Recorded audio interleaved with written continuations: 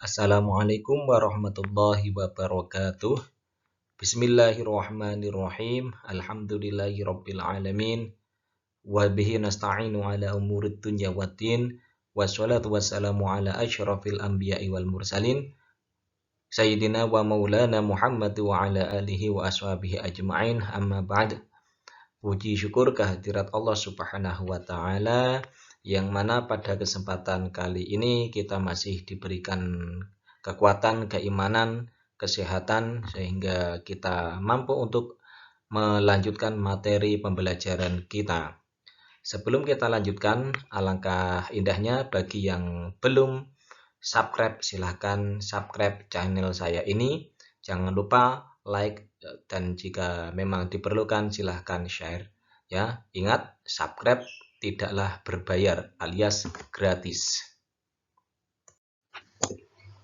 Pada bab ini kita akan mempelajari tentang tokoh-tokoh pembaharuan Islam pada masa modern. Pada tahap ini kita akan mempelajari 5 tokoh, diantaranya 10 yang akan kita pelajari pada materi bab ini. Yang pertama adalah Muhammad bin Abdul Wahhab. Di Arabia timbul suatu aliran Wahabiyah yang mempunyai pengaruh pada pemikiran pembaharuan di abad ke-19.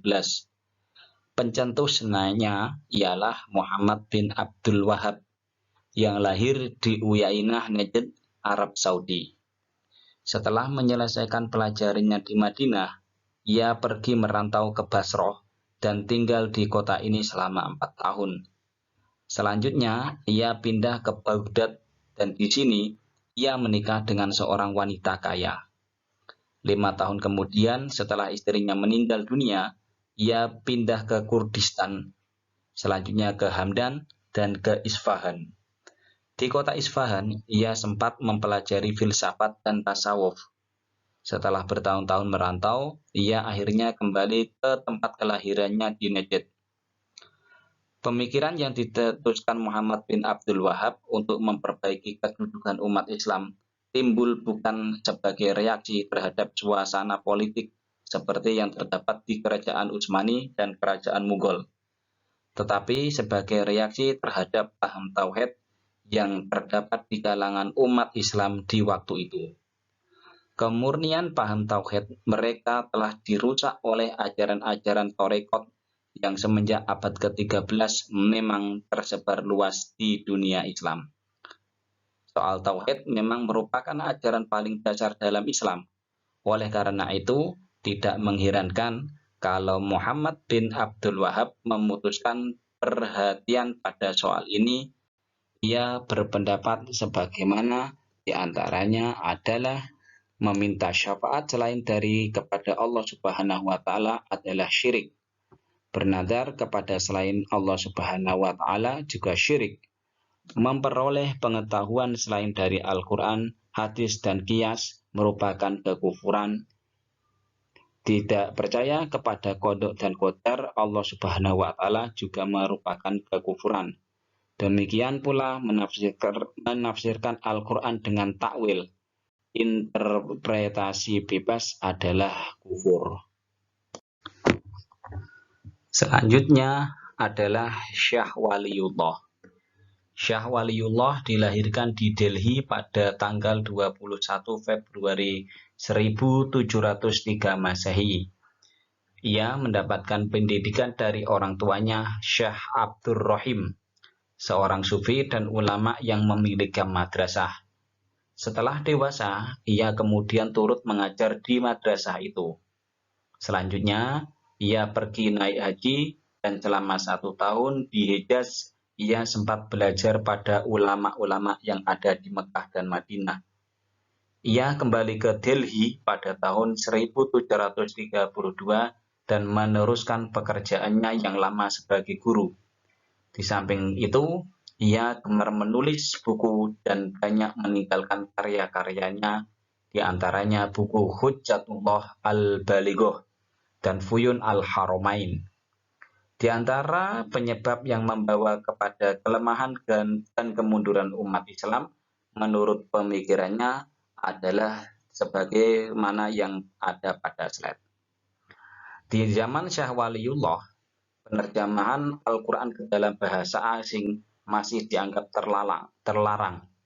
Tetapi ia melihat bahwa orang India membaca Al-Quran dengan tidak mengerti isinya. Pembacaan tanpa pengertian tak besar faedahnya untuk kehidupan duniawi mereka. Ia melihat perlu Al-Quran diterjemahkan ke dalam bahasa yang dapat dipahami orang awam. Bahasa yang dipilihnya ialah bahasa Persia yang banyak dipakai di kalangan terpelajar Islam India di ketika itu. Penerjemahan Al-Quran ke dalam bahasa Persia disempurnakan Syah Waliullah di tahun 1758. Terjemahan itu pada mulanya mendapat tantangan, tetapi lambat laun dapat juga diterima oleh masyarakat. Tokoh pembaru Islam yang selanjutnya adalah Muhammad Ali Pasha. Muhammad Ali Pasha lahir di Kawala, Yunani pada tahun 1765 Masehi, adalah seorang keturunan Turki dan meninggal di Mesir pada tahun 1849 Masehi. Sebagaimana raja-raja Islam lainnya, Muhammad Ali juga mementingkan soal yang bersangkutan dengan militer. Ia yakin bahwa kekuasaannya hanya dapat dipertahankan dan diperbesar dengan kekuatan militer. Di samping itu, ia mengerti bahwa di belakang kekuatan militer mesti ada kekuatan ekonomi yang sanggup membelanjai pembaruan dalam bidang militer dan bidang-bidang yang bersangkutan dengan urusan militer. Jadi, ada dua hal yang penting baginya, kemajuan ekonomi dan kemajuan militer. Kedua hal tersebut menghendaki ilmu-ilmu yang telah dikenal orang di Eropa. Ide dan gagasan Muhammad Ali Pasha yang sangat inovatif pada zamannya antara lain bahwa untuk mendirikan sekolah-sekolah modern dan memasukkan ilmu-ilmu modern dan sains ke dalam kurikulum. Sekolah-sekolah inilah yang kemudian yang dikenal sebagai sekolah modern di Mesir pada khususnya dan dunia Islam pada umumnya. Selanjutnya adalah At-Tahtawi. Rifa'ah Baidawi Rafiq At-Tahtawi. Demikian nama lengkapnya.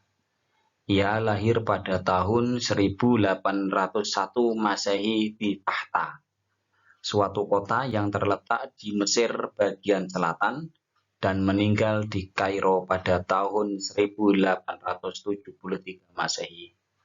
Ketika Muhammad Ali mengambil alih seluruh kekayaan di Mesir, harta orang tua At-Tahtawi termasuk dalam kekayaan yang dikuasai itu. Ia terpaksa belajar di masa kecilnya dengan bantuan dari keluarga ibunya. Ketika berumur 16 tahun, ia pergi ke Kairo untuk belajar di Al-Azhar.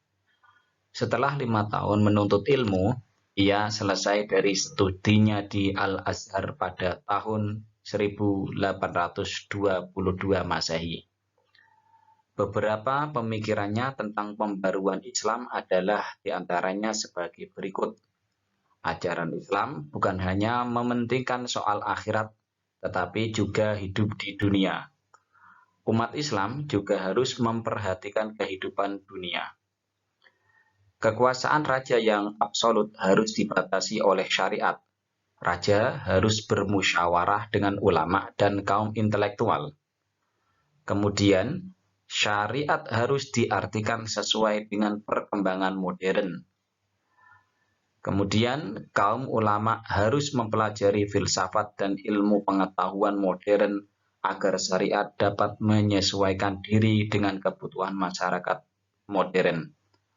Pemikiran yang kelima, pendidikan harus bersifat universal. Misalnya, wanita harus memperoleh pendidikan yang sama dengan pria. Istri harus menjadi teman dalam kehidupan intelektual dan sosial. Dan yang terakhir adalah umat Islam harus dinamis dan meninggalkan sifat statis.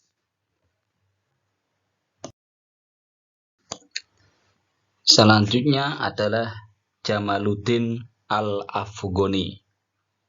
Jamaluddin lahir di Afghanistan pada tahun 1839 dan meninggal dunia di Istanbul pada tahun 1897. Ketika ia baru berusia 20 tahun, ia telah menjadi pembantu bagi Pangeran Dost Muhammad Khan di Afghanistan. Di tahun 1864, ia menjadi penasihat Sher Ali Khan. Beberapa tahun kemudian, ia diangkat oleh Muhammad Azam Khan menjadi Perdana Menteri. Dalam pada itu, Inggris mulai mencampuri soal politik dalam negeri Afghanistan, dan dalam pergolakan yang terjadi, Al-Afghani memilih pihak yang melawan golongan yang disokong Inggris. Pihak pertama kalah, dan Al-Afghani merasa lebih aman meninggalkan tanah tempat lahirnya dan pergi ke India di tahun 1869. Beberapa pemikiran Jamaluddin Al-Afghani tentang pembaharuan Islam adalah diantaranya A. Kemunduran umat Islam tidak disebabkan karena Islam tidak sesuai dengan perkembangan zaman dan perubahan kondisi. Kemunduran itu disebabkan oleh berbagai faktor. B. Untuk mengembalikan kejayaan pada masa lalu dan sekaligus menghadapi dunia modern, umat Islam harus kembali kepada ajaran Islam yang murni, dan Islam harus dipahami dengan akal serta kebebasan. C. Corak pemerintahan otokrasi dan absolut harus diganti dengan pemerintahan demokratis. Kepala negara harus bermusyawarah dengan pemuka masyarakat yang berpengalaman. Dan yang D. Tidak ada pemisahan antara agama dan politik. Pan-Islamisme atau rasa solidaritas antar umat Islam harus dihidupkan kembali.